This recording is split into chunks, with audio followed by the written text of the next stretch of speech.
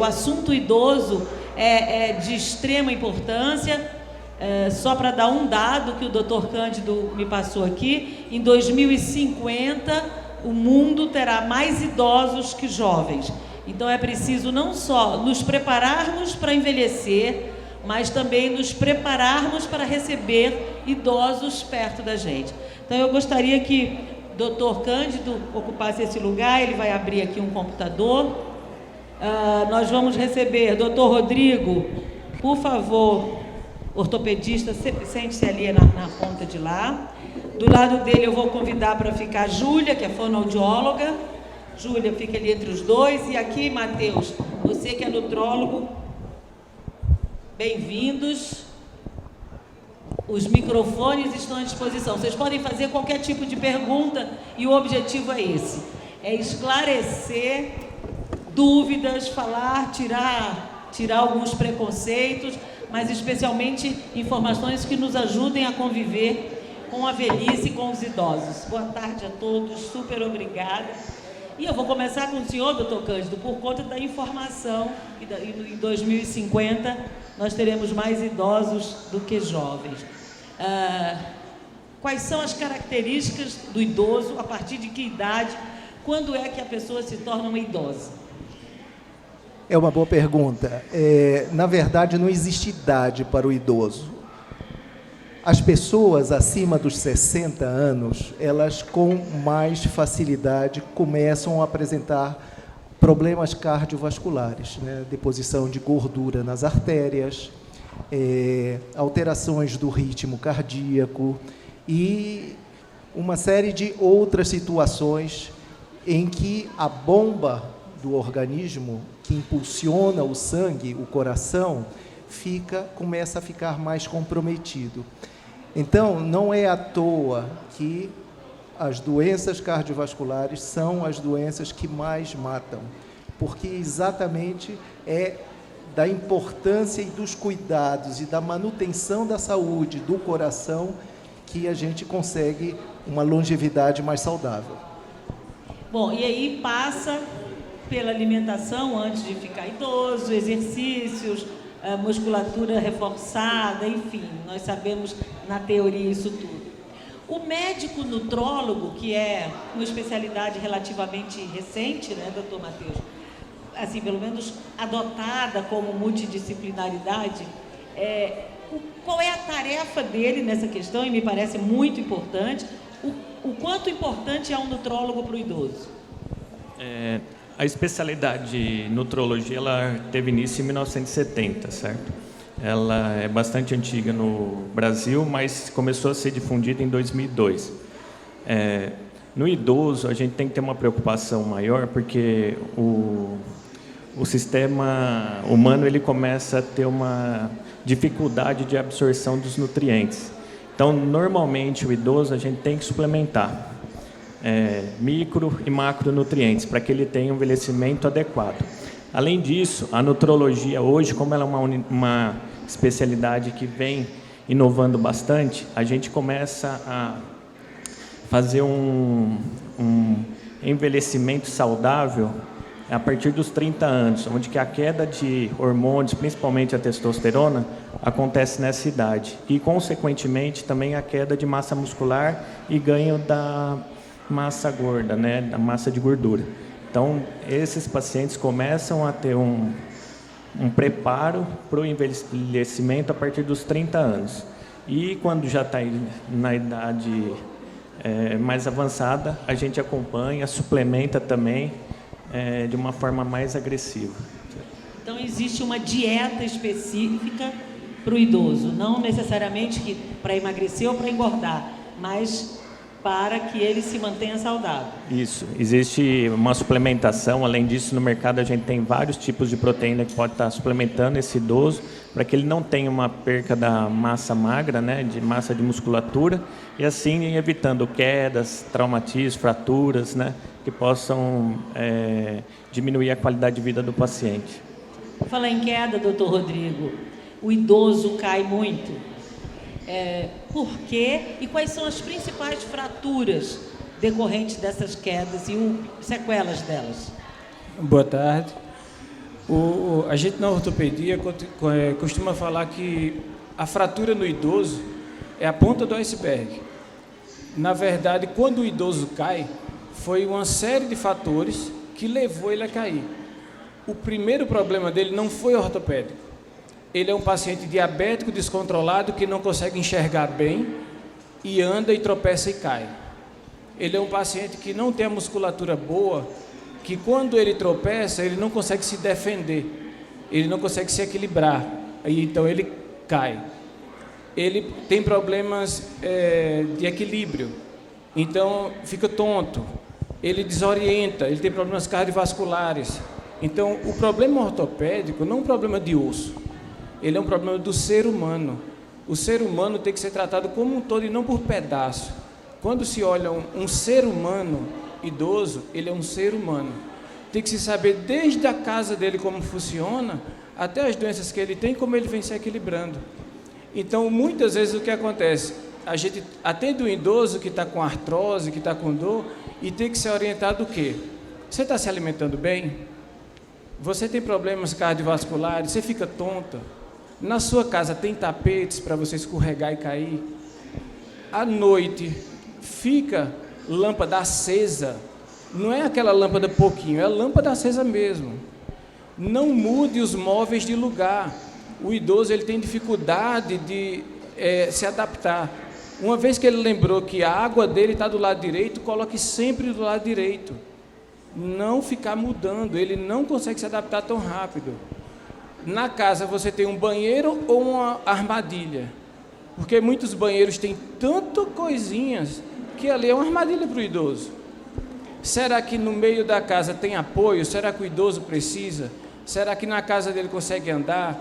Até mesmo um cachorrinho mais animado pode derrubar um idoso. Que tipo de armadilha que o senhor falou no banheiro, por exemplo? Um tapete. Um tapete.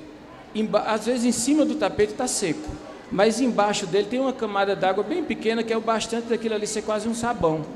Na hora que ele pisa, isso aí detona todos os problemas que ele tinha. Então ele tinha a musculatura fraca, então ele não consegue se equilibrar. Ele não enxergou o tapete. Ele não tinha a musculatura boa para se segurar em algum lugar. Muitos idosos chegam com o rosto machucado. Uma pessoa para cair de rosto, ele não teve capacidade nem de colocar a mão para se defender. Então é uma pessoa que está muito fragilizada. O que você me perguntou, as fraturas mais comuns, né? São basicamente 3. A menos grave, vamos falar, seria a fratura de punho, que ele, na tentativa de se segurar, ele fratura. Outra que causa muita dor, mas não tanto risco à vida, que é a fratura de vértebras, que às vezes o idoso tem um osso tão fraquinho que fratura. Às vezes no movimento vai e fratura a vértebra. E a que é mais grave, que é a fratura do fêmur, que essa sim é uma emergência ortopédica e leva risco à vida do paciente, porque ele era um idoso que andava e fica acamado, fica com dor, tem problemas de circulação, o que pode dar uma trombose e levar à morte dele. Então é uma série de coisas que se desencadeia, quando na verdade o problema foi anterior. Por favor. Eu gostaria de aproveitar a excelente exposição e acrescentar as causas de síncopes, de tonturas, de pré-síncopes de origem cardíaca, que são relativamente comuns também. Os bloqueios cardíacos, que se acompanham às vezes com pausas de mais de 3 segundos, podem derrubar qualquer um. Então, é muito importante essa visão do todo, porque fazer o eletrocardiograma, ver alguma coisa... Existe uma situação que chama-se síndrome do seio carotídeo hipersensível, que é uma situação de distúrbio autonômico, onde, com um simples comprimir de um nó de gravata, faz pausas nos batimentos cardíacos e a pessoa cai. É um diagnóstico difícil de dar, porque faz o eletrocardiograma, normalmente está tudo normal, e ele só aparece nessas situações de que a pessoa vira o pescoço ou um colarinho mais apertado. Então, a história, você saber realmente em que situações ocorreu a queda, é muito importante. Obrigada, nossos microfones estão aí à disposição de vocês, quem quiser fazer qualquer pergunta. Júlia, fonoaudióloga, qual o papel do fonoaudiólogo para o idoso? Em que situação ele pode usar os conhecimentos do fono? Bom, pensando no idoso como um todo, ele vai ter essa queda de força global e isso tem um impacto na deglutição. Por isso que existe uma multidisciplinariedade dentro do hospital diante desses pacientes. O que acontece com o idoso? Ele vai perdendo essa força muscular global e ele vai perdendo a capacidade de se alimentar com determinados tipos de alimento. Isso é muito comum a gente pegar um idoso que começa a engasgar com água. E aí ele para de tomar água. Vai ficando, ele toma água, engasga, tosse. Aí ele para de tomar água e interna com infecção urinária. Acontece, o idoso tem uma queda, quebra o fêmur e está lá na nossa UTI e não está se alimentando. Então, isso tudo são sintomas de algo que já vem há muito tempo. E a fonoaudiologia ela vai fazer o quê? A escolha adequada da consistência alimentar para aquele idoso. Junto com a nutrição e com a nutrologia, a gente vai adequar os alimentos que vão ser necessários para ele naquele momento. Às vezes, a gente indica uma via de alimentação alternativa, significa que ele não está tendo, naquele momento, capacidade de se alimentar pela boca e manter o aporte nutricional, que é calculado pela nutrição, e a gente indica aquela consistência melhor. Normalmente, a gente fala, o idoso se alimenta melhor de uma comida molhada, uma comida mais liquidificada, porque às vezes ele não tem a dentição completa, ele não consegue ter força muscular para mastigar e triturar adequadamente o alimento. Então, a gente faz essa adequação. Nós estamos aqui na Feira do Idoso, do Hospital Anchieta. Quero voltar para o doutor Matheus, falar um pouco dessa coisa da desidratação. Uma amiga minha fez uma viagem internacional e voltou com uma dor, parecia uma infecção urinária e tal, e foi dito a ela que ela tinha se desidratado na viagem. Rápido assim? Isso acontece? Os sintomas de desidratação, principalmente na nossa região aqui, que é bastante seco, normalmente o paciente vai ter um mal-estar geral, cefaleia, né, dor de cabeça, um pouco de náusea, dor no corpo, são características de desidratação. Principalmente no idoso, a desidratação ela ocorre de forma mais rápida. Por quê? Porque esse paciente ele não tem uma pele íntegra, como nós temos, não tem uma camada grossa que possa segurar a perda desse líquido. E normalmente também ele não toma adequadamente a quantidade de líquido necessário. Ou, além disso, esse paciente, por um problema cardíaco, está tomando algum diurético, algum medicamento que faz com que ele perca a quantidade de líquidos. E aí proporcionando um maior quadro de desidratação. Certo? Perfeito. Ainda dentro da nutrologia, o que é que, em regra geral, o senhor indica ou sugere com veemência que o idoso consuma sistematicamente? Nós temos que avaliar o paciente idoso se ele é portador de insuficiência renal crônica, né, dependendo se ele for portador ou de uma insuficiência cardíaca congestiva. Normalmente, os estudos falam para a gente dar em torno de 25 a 30 ml por quilo, né, que vai dar em torno de 1.500 a 2.000 litros por dia. Porém, isso pode variar de paciente para paciente. Tem paciente renal crônico que a gente pode dar um limite de 1.000 ml por dia. Então, o certo é você avaliar esse paciente e prescrever a hidratação e orientar bem, né, a hidratação. Certo? Em termos de alimento, o que é importantíssimo para o idoso? Nos alimentos é importante ingerir bastante frutas, né, verduras, legumes, né, que tenham bastante quantidade de líquido, né, nesses alimentos, certo? Obrigada. Doutor Cândido, eu queria que o senhor falasse, são várias as cirurgias, né, que o idoso pode sofrer, o idoso cada um de nós. Amanhã, especialmente, o senhor vai falar sobre marca-passo, que é o dia de atenção especial ao marca-passo. O que é o marca-passo, em que situação ele é implantado e como é que ele funciona? O marca-passo, ele foi concebido para tratar as bradicardíacas, ou seja, situações em que o ritmo bate muito lento. Então, ele corrige isso e evita essas arritmias lentas e promove a melhora da função cardíaca. Hoje em dia, o marca-passo já é indicado para outras situações também.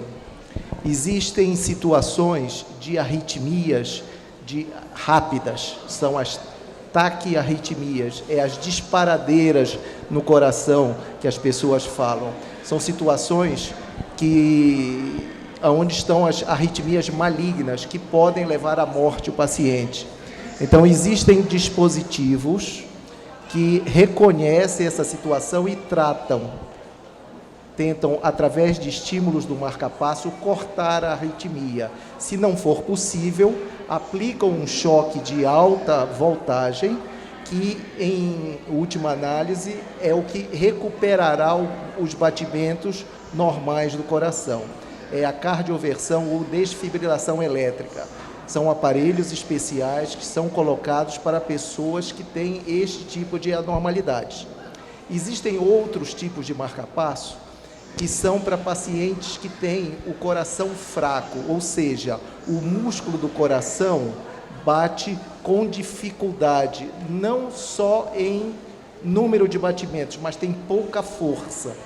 Então, você implanta marca-passos ressincronizadores para aumentar a força de contração do coração. De uma maneira sintética, é assim. Vou passar para o Dr. Rodrigues, que é ortopedista. Antigamente, o idoso não fazia nada, praticamente ficava em casa, crochêzinho e tal. Hoje, há um estímulo, uma cultura para o idoso fazer exercício, ir para a academia, caminhar, nadar, enfim. O quanto realmente isso importa e que tipo de exercício é bastante indicado para que essa musculatura seja reativada? A gente pode dizer hoje que o idoso quer viver, né? É vida. É simples como isso, quer viver. O que a gente vê, você pode conversar com o idoso, é o corpo. O corpo dele ficou velho, mas a cabeça não. Ele pensa quase igual como ele pensava quando tinha 25, 30 anos. Ele tem os desejos que ele tinha, ele tem as vontades, ele tem os desejos de viagens, tudo igual. Se você pegar um idoso de 60 anos e chamar para jogar bola, na cabeça dele, ele quer jogar igual quando ele tinha 25. As pessoas não mudam tanto na cabeça como no corpo. Eles são pessoas, é isso que são pessoas. E eles querem fazer o que pessoas querem fazer. Eles não são um grupo especial, não, são especial de cuidados. Mas na cabeça eles querem fazer o que a gente faz. Andar de bicicleta, dançar, assistir filmes, viajar. E com a vantagem que tende a ter um tempo maior para isso.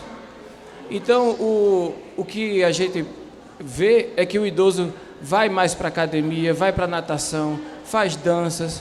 Eu atendo vários idosos que fazem muito mais atividade do que os jovens, porque o adulto jovem, ele está naquela fase de trabalho muito frenético e ele acorda para trabalhar e sai do trabalho para dormir, ele não faz mais nada. O idoso já está vivendo. O que você me perguntou das atividades que são mais físicas, né, que são mais orientadas para o idoso. O que é que a gente vê? Na sua maior parte, os idosos têm artrose. A artrose é o desgaste da articulação. É como se fosse enferrujar. Está enferrujando, mas está, grosseiramente falando, né? Ele vai se sentir melhor fazendo atividades que envolvam força do que envolvam agilidade. Tá certo? Então, assim, você chamar o idoso para correr, não dá adianta. Até mesmo a caminhada, às vezes eles têm dificuldades. Mas se você colocar ele dentro de uma piscina, se você colocar ele para fazer pilates, se for musculação, ele se sente melhor. O tratamento do corpo, a gente concentra em alongamentos sem carga, alongar todo o corpo. Alongamento está indicado praticamente para todas as pessoas, até quem está na UTI pode alongar. E atividades que envolvam força muscular. e aí ele fazendo assim, ele vai conseguir ter uma boa qualidade de vida para viver. Né? Excelente. Júlia, algum exercício para ir fortalecendo esses músculos para a deglutição? Impressionante. Muitas vezes a gente está fazendo essa reabilitação e existe uma relação direta com os músculos vocais. A gente utiliza exercícios vocais, na verdade, para poder ganhar uma força para a elevação dessa laringe, para melhorar a deglutição. Então, idosos que fazem coral têm vamos dizer assim, uma deglutição muito melhor do que os que não fazem. Então, mostra para a gente um exercício para a gente fazer em casa.